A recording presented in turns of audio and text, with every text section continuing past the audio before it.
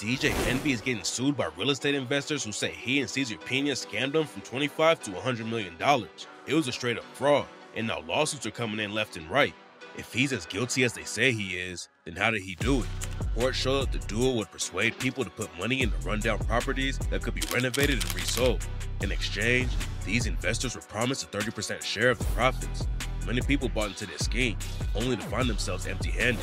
But DJ Envy didn't stay quiet. A couple of days ago, he decided to address the public and come clean about these allegations. So let me explain some things. I'm not, my attorneys don't want me to speak, but I think there's things that I need to clear up a little bit. I think you should listen to your attorneys. Why don't light-skinned people like to listen? Like, if your attorney told you don't say nothing, why you talking? I mean, if Charlemagne, of all people, tells you you are talking too much, then you are talking way too much. I'm gonna give you an in-depth overview of what exactly DJ Envy was up to with his associates. I'll break it down to you from the start.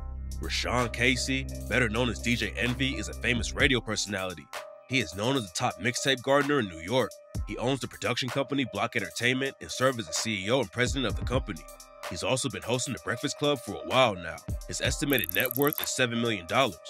Cesar Pina has been calling himself a real estate guru. He often shares posts of his fancy life, featuring photos of him alongside celebrities like Post Malone, 50 Cent, Snoop Dogg, and Meek Mill. On his website, he states that he's been renovating and reselling homes in the Garden State for over 10 years. He then boasts about owning 1,100 rental properties in Paterson, New Jersey alone. The thing is, Cesar has a criminal past. He has been charged with drug-related offenses and credit card fraud. Yes, you heard that right, fraud. He came out of prison broke, and in 13 years, he made a fortune. Together, they teamed up to co-host a series of seminars on real estate investing from 2018 onward. You can partner with us on some deals, make some money with us. During the radio show, DJ Envy went on record to say they've helped a bunch of people make money, including athletes, celebrities, and executives. Well, it turns out there was a lot going on behind the scenes. Recently, the two made headlines after getting accused of real estate fraud. Investors in a real estate venture say they were swindled out of millions of dollars. And they argue syndicated radio rapper Rashawn Casey, better known as DJ Envy from the show The Breakfast Club, promoted these deals. So, what would motivate DJ Envy to get this man to work with him when he is admitted to committing fraud? Check this out. I created Cesar. There was no Cesar. Cesar wouldn't have the lifeline or life that he had without a DJ Envy. When I listen to this private conversation, it sounds to me that you can get on the Breakfast Club for a fee. If you have enough money, then you good to go. But if you don't, then you don't belong there. Maybe you would give up a percentage of your company. DJ Envy wanted to get in on the business, but he didn't want to give any money. Nah, he offered them something better, influence. The Breakfast Club is incredibly popular, which gives them a huge amount of audience. This makes the show the perfect addition to their marketing arsenal. So they made a deal. DJ Envy got exactly what he wanted, while Cesar got a spot at the Breakfast Club, where they could make interviews and other content that would get more people and investors coming in. Now, this is a form of payola. He was using his influence to make people believe that the two of them would give them excellent investing opportunities without any ulterior motive, as if that's ever gonna work. So, on the surface, DJ Envy looks like he's excited to share this news with the audience, while in reality, he's getting rich and fast. This also got me thinking, like, how did all these people get on the Breakfast Club? Like Jay Morrison, but then if you listen to the private conversation we talked about earlier, it's all starting to make sense. A year ago in 2022, Bloomberg did an investigative story on what's actually happening in podcast shows. People were shocked to find out that podcast guests were paying up to $50,000 to be on these shows. But since this is a type of pay-to-play advertising, it is technically legal. However, it seems that certain podcast programs are taking advantage of this so-called gray area and are making it less obvious that they're doing these podcast advertorials. Now, based on the report, podcasts that feature cryptocurrency, wellness, and business tend to make a lot of money. For example, John Lee Dumas, the host of the Entrepreneurs on Fire podcast, is charging a $3,500 fee for guests to appear on his show. He also gets a percentage of the sales made by his guests through affiliate links. According to his monthly income report, which he shares publicly, he revealed that he earned a total of $146,000 in sponsorship revenue in June 2022. He stated that around 20% to 30% of this sum was attributed to guest fees. As a podcast creator, this wouldn't be such a bad thing. After all, you're monetizing your podcast and getting a good income in return. But the problem with what DJ Envy and Cesar are doing, and many of these other hosts, is that they're destroying the trust in podcasting as a medium. Authenticity is the #1 reason people are choosing to listen to podcasts. And the more guests start paying for these interviews, the less authentic the podcast is going to be. In May, a guy on Instagram named Tony the Closer, real name Tony Robinson, started accusing Cesar of doing some really shady stuff. In a bunch of videos and live broadcasts, Tony said that Cesar used his fame to trick a bunch of people. He convinced them to give him money for flipping properties, like houses and apartments, promising them big returns. But in the end, they got very little or nothing back. Robinson also said that envy played a big part in the scam. He was promoting Cesar to his listeners, many of whom became potential investors. At different times, Robinson called the radio host a thief, crook, and cheat, saying he had swiped millions from investors and helped with the payola and Ponzi scheme. Now, before I go any further, I need to make sure we're all on the same page. What is a payola? Payola means you're bribing someone or getting paid to give special treatment, like to promote a commercial product or a service. This is especially used in the entertainment industry, such as in radio broadcasting or music promotion. A Ponzi scheme is a type of fraud where the scammer pretends to have a real business by paying early victims with money from later victims. The scam promises high return rates with little risk to the investor. This is kind of like a pyramid scheme, in the sense that both rely on using new investments to compensate earlier backers. But both Ponzi and pyramid schemes come crashing down when there's not enough money to go around. Now, a lot of what we're seeing with DJ Envy's story is the Ponzi and payola scheme. But how did people get led into the scheme in the first place? They were led to believe that DJ Envy and Cesar found a diamond in the real estate business and they were ready to share it with the world. And the world just straight up believed every single thing the two of them were saying. So now DJ Envy and Cesar are getting buried in lawsuits. We got here based on the fact that a lot of people who filed these lawsuits are claiming they're victims. Let me break it down for you real quick. Cesar Pina, who also goes by Flippin' NJ, has faced several complaints about mishandling finances. Some of his clients have turned to social media to tell the world everything. One person stated they suffered $1 million loss from their dealings with Cesar. Another one mentioned being down $500,000 on an investment. Tony, the closer, who's a real estate investor, said he knew a lot of what's been going on and that the people deserve the truth. He took to Twitter and Instagram to directly expose Pina and Envy's schemes. He pointed out that they have 20 properties currently in foreclosure. During a recent Instagram live session with Robinson, Envy tried to defend himself. He said there are 3 sides to the story: their side, Tony's side, and the truth. The Breakfast Club co-host explained that he doesn't have the details about what exactly happened. He said he never instructed anyone to handle the money in any way or give it to another person. In his seminars, he said he constantly advised people to do thorough research before they invest in something. They need to verify information, whether that's about credit, preparation, or working with lenders. Envy said that people should make sure they take accountability and maintain transparency when they're doing these kinds of deals. But he also gives us a hint that his relationship with Cesar is dynamic and complicated. Envy admitted that he has seen success in certain ventures, but others have yet to become profitable. As an example, he brought up an investment in a school project that had not yet yielded returns. Even with the ongoing dispute, DJ Envy says he's not involved in any schemes whatsoever, and he is urging his followers to do their own research instead of mindlessly trusting everybody. When all these scamming allegations came to the surface, Ross taunted DJ Envy. It looks to me, the timing was perfect. He shared a video on his Instagram stories of him and Tony hanging out, while Ross seemingly tried to outdo DJ Envy in their ongoing rivalry about their upcoming car shows. The beef between Rose and Envy began when the MMG mogul took a shot at the Breakfast Club co-host on Drink Champs, stating that he was never on my level when it came to hosting car shows. This is not one of those car shows where you come and if you win, they give you the $50 plastic trophy and you go home. No. After some back and forth, matters took a personal turn when Rick Ross brought DJ Envy's family into the dispute, suggesting that he, along with his girlfriend and kids, should start cleaning his swimming pool.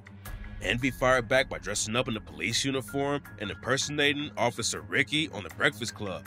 He poked fun at Ross' previous role as a correctional officer, a topic that has sparked controversy throughout Ross' career. Things escalated when Gunplay publicly criticized DJ Envy. Gunplay posted a phone conversation where the former MMG rapper demanded an apology from the radio host for discussing his newborn daughter's GoFundMe page. Amidst his car show rivalry with Rick Ross, Envy criticized Rose for not openly backing Gunplay's GoFundMe or contributing towards the expenses for his child's medical treatment after her urgent heart surgery. Cesar Pina also turned to Instagram to respond to the accusation. He posted a long message explaining that DJ Envy is innocent. He made it a point that Envy was never engaged in any transactions, discussions, or collaborative ventures that have raised doubts. But the lawsuits are saying the complete opposite. I compiled a list of all the lawsuits that these alleged victims filed, and these are the things you should know about. Now, I'm going to say alleged because the case is still ongoing, so bear with me. In a complaint filed in May, a company called Amy Flip stated that they had entrusted Pina with $500,000 for property investments, only to see all but $30,000 vanish. Just a month later, Lawyers representing Trevor Roman, a man from New York, claimed that Pina and his companies owed their client $280,000. They argued that Roman was just one of many who had fallen victim to these dishonest and misleading tactics. Then, in July, a New Jersey resident named Paul Peralta alleged that he had handed over $600,000 to Pina in 4 installments, all part of what he called a Ponzi scheme and investment scam. Peralta specifically pointed fingers at a radio show called The Breakfast Club for promoting this alleged scheme. In July, Martini, a music industry executive, filed his case. Alongside another disappointed investor, Anthony Barone, their legal team stated that Pina had swindled them out of $1.5 million. They believe they were investing in a substantial 50-unit apartment project in Patterson, which, unfortunately, was never completed. They had also put an extra $300,000 into the Flip to DAO platform. To top it all off, they named DJ Envy as a direct defendant in the lawsuit. They stated that the DJ not only endorsed Pina on air, but also was personally there during a pitch meeting with Barone. They claimed that DJ Envy, along with Pina, led a tour for high-profile investors around his properties in New Jersey. Martini and Barone's legal team specifically pointed to Pina's appearance on The Breakfast Club in June 2022, which he used to promote Flip to DAO. If Casey hadn't vouched for their real estate ventures and presented himself as a collaborator with Pina, the plaintiffs wouldn't have put their money in, stated Sean Mack. He's an attorney for the law firm Pashman Stein Walder Hayden and the main legal representative for Martini and Barone. In total, Pina is facing 20 lawsuits, with nearly half of them being filed since early August. Envy's a defendant in 9 of these cases. The thing is, we don't know how much Pina owes to the investors.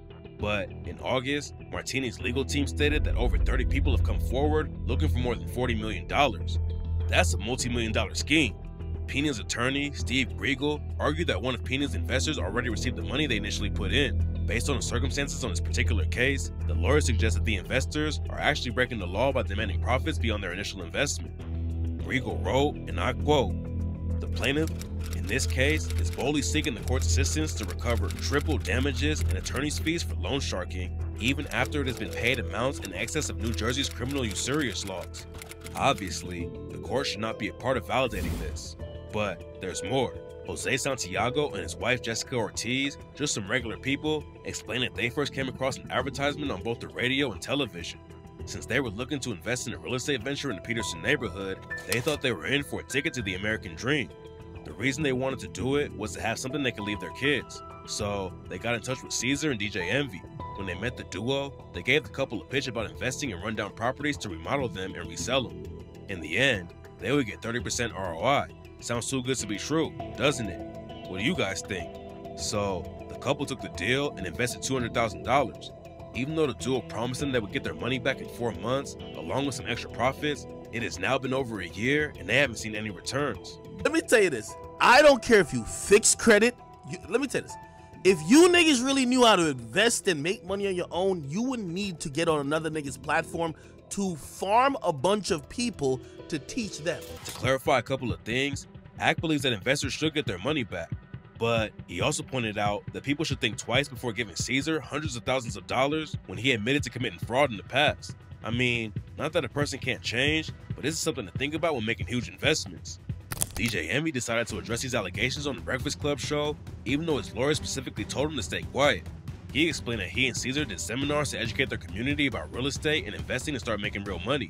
So he brought industry professionals to these seminars to give people the right kind of insight. He even brought auction.com to show people how to buy houses online. He just wanted to make the whole process easier. Although Envy acknowledged that he wasn't aware of any money issues with Cesar, he did understand how people feel for those who may have given them money, as he himself had invested a significant amount with no return. Envy stressed that he's never been involved in fraudulent activities and emphasized the importance of doing thorough research before investing. He also clarified that court documents show that he had no knowledge of Cesar handling people's investments. While Charlemagne advised Envy to heed his lawyer's advice and wait until the dust settled, Envy was angry that all these fake stories started circulating about him. They were ruining his reputation. Charlemagne lightened the mood by playfully teasing Envy about his appearance, but Envy insisted he had never stolen from anyone and left it at that. The way Envy quickly tried to distance himself from the whole scheme, instead of apologizing for giving a scammer a national platform, tells me he's guilty and should be held accountable.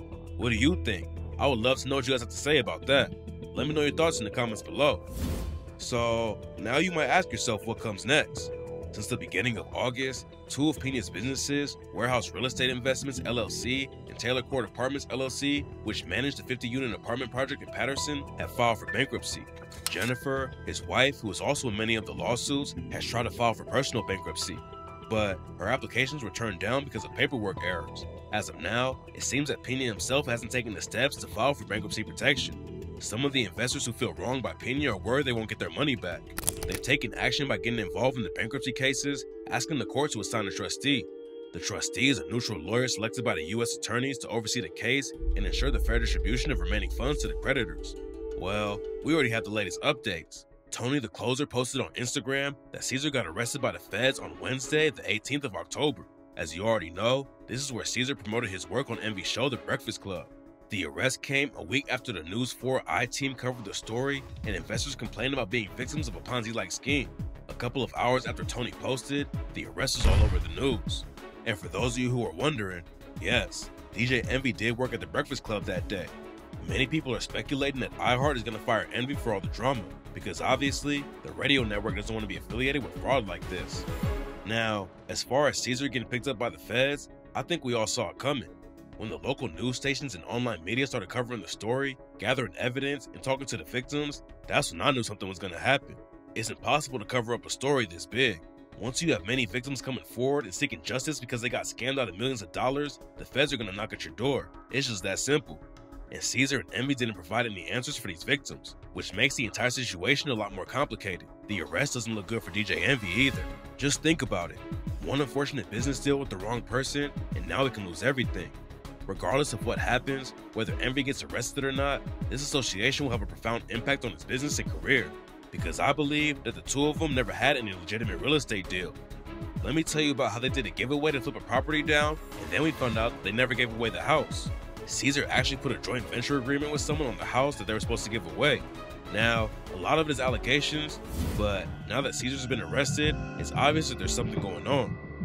Now, DJ Envy's taking a chance.